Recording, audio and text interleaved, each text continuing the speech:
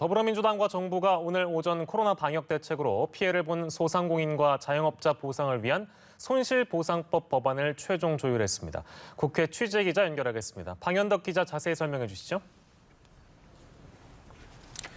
네, 오늘 당정 협의의 핵심은 그간의 피해에 대해서 정부가 손실보상을 하는 대신 피해 지원을 하기로 했던 겁니다. 소급 적용, 그러니까 법 시행 이전에 발생한 손실을 정부가 보상한다는 내용은 법에서 빠지고 대신 이 법이 시행되기 이전에 보상금이 아닌 지원금을 주겠다는 겁니다. 소급 지원은 위헌 문제가 있고 설령 소급 적용을 넣어서 법이 통과가 돼도 시행에 석 달이 걸립니다. 그러니까 비슷한 액수의 지원금을 소상공인에게 하루빨리 지급하는 게 더 실질적 지원이라는 게 민주당 설명입니다. 지원 대상도 정부의 행정명령을 받은 8개 업종 외에도 여행, 공연 등 16개 경영위기 업종으로 확대됩니다. 금전 지원뿐 아니라 초저금리의 대출도 포함한다고 민주당 송갑석 의원은 밝혔습니다. 구체적 지원 여부는 심의위원회를 따로 만들어서 심사하기로 했습니다. 민주당은 사실상의 소급 적용이라고 자평했는데요. 이 소급 적용을 주장하던 야당은 반발하고 있습니다. 당장 정의당은 보상 대신 지원이란 말로 정부의 책임을 물타기하고 있다고 반발했습니다.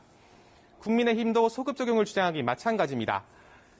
오늘 당정이 협의한 법안은 내일 상임위에서 논의되는데 적잖은 진통이 예상됩니다.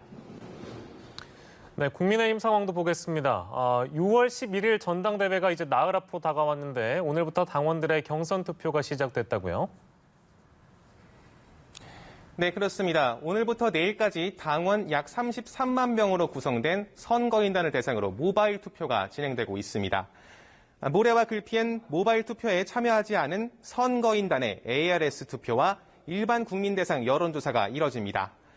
최종 결과는 당원 투표를 70%, 여론조사를 30% 반영해 합산하는데요.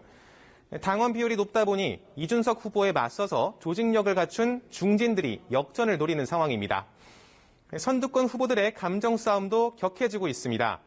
오늘 이준석 후보는 라디오에서 나경원 후보가 제기한 윤석열 배제론이 뇌피셜, 망상이라고 비난했습니다.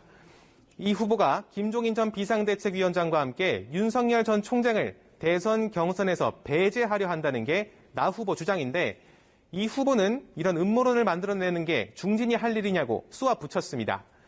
나 후보도 곧장 정치를 오래 했지만 이런 모욕적 발언은 유례가 없다며 불쾌감을 표했습니다.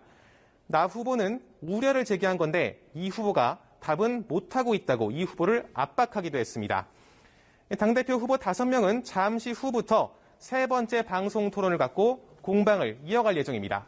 지금까지 국회였습니다.